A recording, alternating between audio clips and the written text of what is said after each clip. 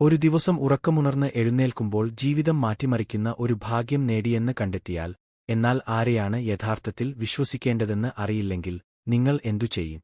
നിങ്ങളുടെ ബന്ധങ്ങൾ പരീക്ഷിക്കാൻ നിങ്ങൾ അത് രഹസ്യമായി സൂക്ഷിക്കുമോ, അതോ പരസ്യമായി ആഘോഷിക്കുകയും സാഹസികത ഏറ്റെടുക്കുകയും ചെയ്യുമോ? എന്നാൽ വീഡിയോയിലേക്ക് പോകാം. ഒരു ദിവസം ഉറക്കമുണർന്നപ്പോൾ നിങ്ങൾക്ക് ലോട്ടറി അടിച്ചതായി കണ്ടെത്തുന്നത് സങ്കൽപ്പിക്കുക. നിങ്ങളുടെ ജീവിതത്തെ എന്നേക്കുമായി മാറ്റിമറിക്കാൻ കഴിയുന്നത്ര വലിയ തുക. മിക്ക ആളുകളും സന്തോഷത്തിനായി തുള്ളിച്ചാടുകയും മേൽക്കൂരകളിൽ നിന്ന് അത് വിളിച്ചുപറയുകയും ഉടൻ തന്നെ ചെലവഴിക്കാൻ തുടങ്ങുകയും ചെയ്യും. എന്നാൽ ഒരു മനുഷ്യൻ, വിജയത്തിന്റെ സന്തോഷം ഒരു ഗൗരവമേറിയ ചോദ്യത്തോടൊപ്പമാണ് വന്നത്.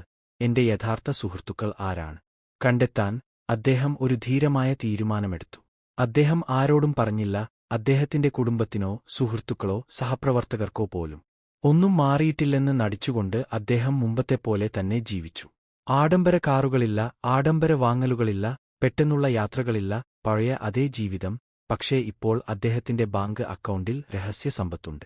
ജോലിസ്ഥലത്ത് അദ്ദേഹത്തിന്റെ സഹപ്രവർത്തകർ ഒരു വ്യത്യാസവും ശ്രദ്ധിച്ചില്ല.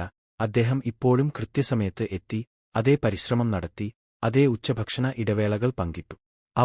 അവർ എപ്പോഴും പരിചയമുള്ള അതേ കഠിനാധ്വാനിയായ വ്യക്തിയായിരുന്നു അദ്ദേഹം.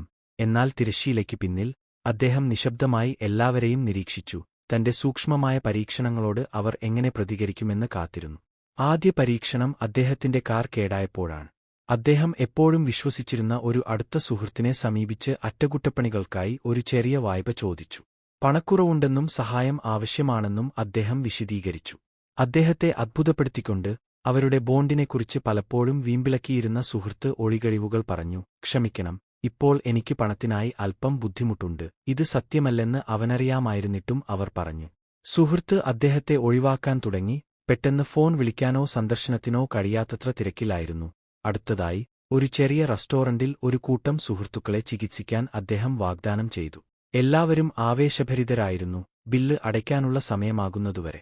ഒരു സഹോദരനെപ്പോലെയാണെന്ന് എപ്പോഴും അവകാശപ്പെട്ടിരുന്ന ഒരു സുഹൃത്ത് അതിൽ പങ്കുചേരാൻ വിസമ്മതിക്കുകയും ആ വ്യക്തിയെ അവരുടെ ഭാഗം കൈകാര്യം ചെയ്യാൻ നിർദ്ദേശിക്കുകയും ചെയ്തു. നീ ഞങ്ങളെ ക്ഷണിച്ചു, അവർ ചിരിച്ചുകൊണ്ട് പറഞ്ഞു. ഇത് സംഭവിക്കുന്നത് ഇതാദ്യമായല്ല, പക്ഷേ ഇപ്പോൾ അത് എക്കാലത്തേക്കാളും വേദനിപ്പിച്ചു. പക്ഷേ അതെല്ലാം നിരാശയല്ല. ഒരു ദിവസം ദീർഘകാലമായി സഹപ്രവർത്തകനായ ഒരു വ്യക്തിയോട് അദ്ദേഹം കാര്യങ്ങൾ തുറന്നു പറഞ്ഞു. ജീവിതത്തിന്റെ രണ്ടറ്റവും കൂട്ടിമുട്ടിക്കാൻ പാടുപെടുകയാണെന്ന് പറഞ്ഞു. ഒരു മടിയും കൂടാതെ സഹപ്രവർത്തകൻ സഹായം വാഗ്ദാനം ചെയ്തു. വിഷമിക്കേണ്ട, അവർ പറഞ്ഞു. എനിക്ക് കഴിയുന്നത് ഞാൻ നിങ്ങൾക്ക് കടം തരാം. അത് അധികമല്ലെങ്കിലും. ആ ദയാപ്രവൃത്തി അദ്ദേഹത്തിന്റെ ഹൃദയത്തെ കുളിർപ്പിച്ചു. തുകയെക്കുറിച്ചല്ല, കഠിനമായ സമയങ്ങളിൽ അദ്ദേഹത്തോടൊപ്പം നിൽക്കാനുള്ള സന്നദ്ധതയെക്കുറിച്ചായിരുന്നു അത്. ദിവസങ്ങൾ ആഴ്ചകളായി മാറി. ആ മനുഷ്യൻ തന്റെ ചുറ്റുമുള്ളവരെ ചെറുതെങ്കിലും അർത്ഥവത്തായ രീതിയിൽ പരീക്ഷിച്ചുകൊണ്ടിരുന്നു. സഹായം വാഗ്ദാനം ചെയ്തവർ, നിഷ്പക്ഷത പാലിച്ചവർ, അകന്നുപോയവർ എന്നിങ്ങനെയുള്ള പാറ്റേണുകൾ അദ്ദേഹം ശ്രദ്ധിച്ചു. ചില ബന്ധങ്ങൾ യഥാർത്ഥ പരിചരണത്തേക്കാൾ സൗന്ദര്യത്തിന്റെ അടിസ്ഥാനത്തിലാണ് കെട്ടിപ്പടുക്കുന്നതെന്ന് അദ്ദേഹം വ്യക്തമായി കണ്ടു. ഒടുവിൽ മാസങ്ങൾ നീണ്ട നിരീക്ഷണത്തിനുശേഷം സത്യം വെളിപ്പെടുത്തേണ്ട സമയമാണിതെന്ന് ആ മനുഷ്യൻ തീരുമാനിച്ചു. തന്നോടൊപ്പം നിന്നവരോട് മറക്കാനാവാത്ത രീതിയിൽ അദ്ദേഹം നന്ദി പറഞ്ഞു. സ്വന്തം സാമ്പത്തിക ബുദ്ധിമുട്ടുകളിൽ അവരെ സഹായിച്ചുകൊണ്ടോ ചിന്തനീയമായ സമ്മാനങ്ങൾ നൽകി അവരെ അത്ഭുതപ്പെടുത്തിക്കൊണ്ടോ, എന്നാൽ തന്നെ പിന്തിരിപ്പിച്ചവർക്ക് അദ്ദേഹം നിശബ്ദമായി അകന്നു. പരുഷമായ വാക്കുകളില്ലാതെ നിശബ്ദമായ ഒരു വിടവാങ്ങൽ മാത്രം. ആ അനുഭവം അദ്ദേഹത്തിന് ശക്തമായ ഒരു പാഠം പഠിപ്പിച്ചു.